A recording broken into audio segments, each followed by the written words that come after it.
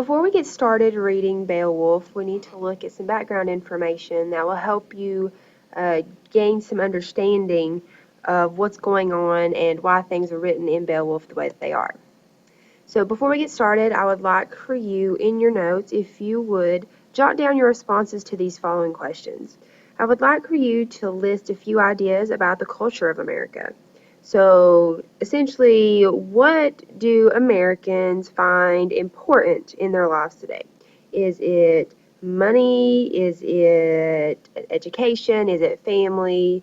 Is it anything related to that? Just what do you feel Americans in society today think as important in their lives? The next thing would be, where do Americans traditionally gather together as a community, and how do these gatherings feed into cultural values? So usually, for the Christmas holidays, people usually gather at other people's houses, and that would be somewhere that they gather together as a community to celebrate. And so how does that feed into their cultural values? Well, it shows that maybe they find family important, they find interaction with other people important. So that's kind of the responses we're looking for here. And then the last one is, what qualities do Americans desire in a hero, either human or supernatural, and how are these beliefs reflected in our culture?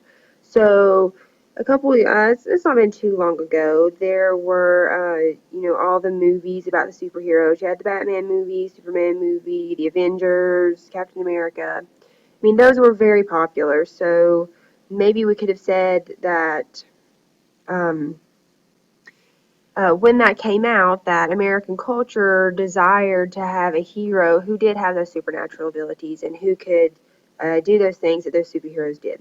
So if you would, take a few moments and just jot down your thoughts and reactions to those questions. So we're talking about the Anglo-Saxons, and the Anglo-Saxons consist of three Germanic tribes, which are the Angles, the Saxons, and the Jutes. And these three tribes arrived in England in 449. And on the next slide, you will be able to see a map of where they came from. And you can also, hopefully you can click on the link and it'll take you to a more in-depth map. But these tribes, they formed small kingdoms in the southeastern part of England. If you don't know where England is, I suggest you find out by pausing this PowerPoint and going and doing a Google search for England and finding it. And people, the Anglo-Saxons and the Jutes, they were hunters, farmers, and they believed in many different gods. So here is the map I was telling you about. You can see the blue, light pink, and yellow represent the Anglo-Saxons and Jutes, and they made their way to what we now know as England. So in the 8th and 9th centuries, the Danes and the Norse, they attacked England, and by the 9th century, much of England had fallen to them. But Alfred, who was a Saxon king of Wessex, would win a battle and he would return England to peace. So because of him, England was no longer under the Dane and Norse rule. There are several beliefs that the Anglo-Saxons had. So at first, England was Christian. It was a Christian nation. And then you had the Anglo-Saxons who came over. They were pagan. So they were much like the Vikings of Scandinavia, and they believed in many different gods, as I said earlier. But after the Romans left Britain, Christianity would continue in places where the Anglo-Saxons did not settle. So you kind of had a split religious thought going on in Britain. You had the Anglo-Saxons who are pagan, and then you have the Christians of the nation. And eventually, Christian monks would go uh, on journeys and they would teach the Celtic form of the Christian religion. So that is, as we'll see in Beowulf, it is a mixture of pagan and Christian beliefs and thoughts, and you can definitely see that. You can see where maybe Christian ideas and thoughts have kind of been plugged in. So, as I said, in the epic poem Beowulf, there are several instances where you can see a Christian influence. And by 650, the Christian missionaries had converted England into a Christian nation, and that's in name at least. So they said they were a Christian nation, but there were still plenty of pagan beliefs and stories that were lingering around. And you will need to know Christian elements found within Beowulf, and there are several. There are three allusions to the Bible. They talk about the creation story, Cain and Abel, and heaven and hell. And there is mention of the Almighty God, the soul, ethics, and morals.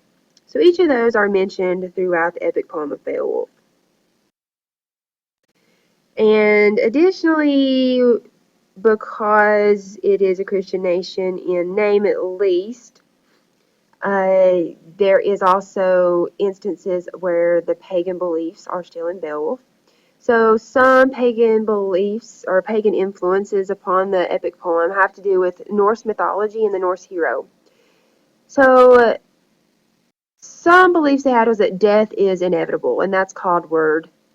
Uh, so how, if you're going to die, how are we going to make sure that, our names live on, that we are still remembered centuries and centuries and centuries later? Well, they believed that heroes must strive to get glory and fame. And through doing that, by being the outstanding hero, the amazing fighter, they would keep their names alive in stories that were told through the ages. If any of you have seen the movie Troy,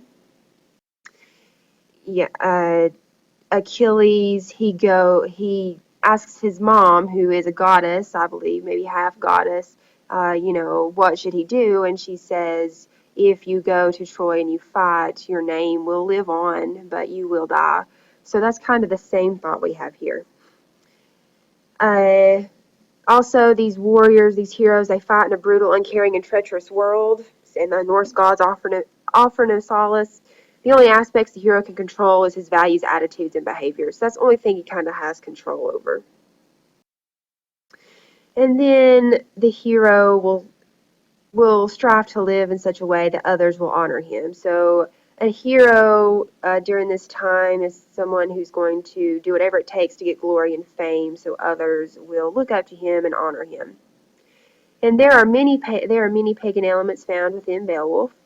There you have fate, magic, gods, goddesses, monsters, fame, glory, treasure, boasting, and loyalty to men. And additionally, you will need to know those. Wergild is the Germanic and Norse cultures believed in Wergild or a man price. So this would come about when a person was killed accidentally.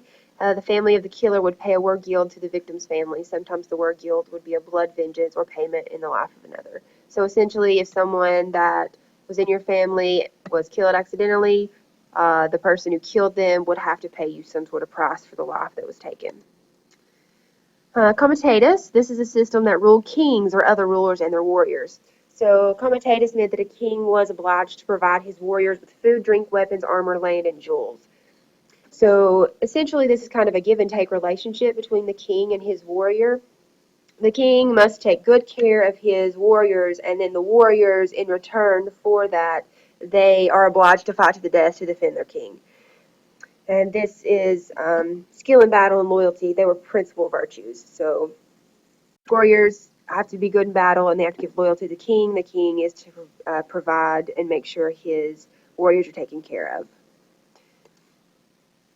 And we may have talked about word earlier. This is just that death is inevitable and that everyone is going to die.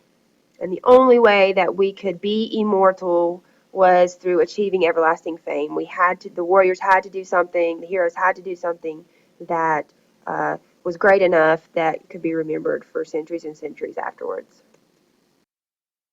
So Beowulf is a mix of pagan and Christian beliefs. So it is believed to be an old tale told from pagan times, but it was written down during the times of Christianity by someone believed to be a Christian, but this person also loved the Norse heroic stories. It was written in Old English. It is very difficult to even understand Old English, so we are not going to be reading it in that. But it was written in Old English, and it is set in Denmark, Sweden, and Geatland. And the plot is Germanic in origin and also references earlier Norse stories. So Beowulf as an Anglo-Saxon hero. Anglo-Saxon society admired someone who was strong, who was courageous, who was loyal, who had those heroic actions, someone who, understood the concept of the word and knew that they were, death was going to happen, but they're going to do whatever actions it took in order for their name to be remembered. Those are the kind of heroes that Anglo-Saxons wanted. So I've given you 4 different pieces of textual evidence from the epic poem Beowulf that just shows that Beowulf, he pretty much is the epitome of an Anglo-Saxon hero. He is everything that the Anglo-Saxons wanted in their heroes. So you can take a moment and read those. And this is just for information, a scop. A scop is just a storyteller that traveled around and told stories. And a scop would have been the one who told the story of Beowulf. Like I said, Beowulf is an epic poem, and an epic poem has several distinct characteristics that makes it different from any other type of poetry. Obviously, it revolves around an ideal hero, and the setting is vast in scope, so we're not essentially in one place. The setting is very broad. The battles involve superhuman strength, and as you will see, Beowulf does exude that superhuman strength when he fights Grendel and Grendel's mom. It's in ceremonial writing style. Genealogies are given to give context. You learn who was the father of who and who married who. It is extended formal speeches. Extended formal speeches are given, and it's written in verse. Additionally, the epic hero, which for us is going to be Beowulf, has distinct characteristics. The epic hero is the central figure in a long narrative that reflects the values and heroic ideals of a particular society. So essentially, the epic hero is the main character, and he or she is going to be a reflection of what society wants in a hero. And the characteristics that Beowulf has in this poem is that he is wise, he is brave, he is strong, he is loyal to his king, and he is extremely self-confident. So Beowulf is one of ancient England's heroes, and other times and other cultures have had other heroes, such as King Arthur. So who are considered heroes in America today, and what characteristics do these people possess? I think we have gone over heroes and their characteristics and what America finds, what they want in a hero. So you should have a pretty good understanding of how to relate American heroes with the Anglo-Saxon hero. As I stated earlier, Beowulf is written in Old English, and it utilizes 3 poetic aspects. It uses alliteration, kennings, and accessora. Here is an example of the Lord's Prayer in Old English. I am not going to attempt to read it, but if you want to click the link and you're able to click the link, you can listen to it being read. It's very, very interesting. Alright, so alliteration, accessora, and kenning are 3 devices that are used in the poem. Alliteration, obviously, is just the repetition of a consonant sound at the beginning of a word. So Grendel came gliding, God's wrath he bore. So the G sound is repeated. Accessora is a break in the middle of the line. You can see that break right there. And a kenning is compound words that are metaphors. So some examples are, instead of saying the sea, they would call it a whale's road. Instead of saying the sun, you would say the sky's candle, or the body, you would say the bone house. All right, here we have the basic storyline, and then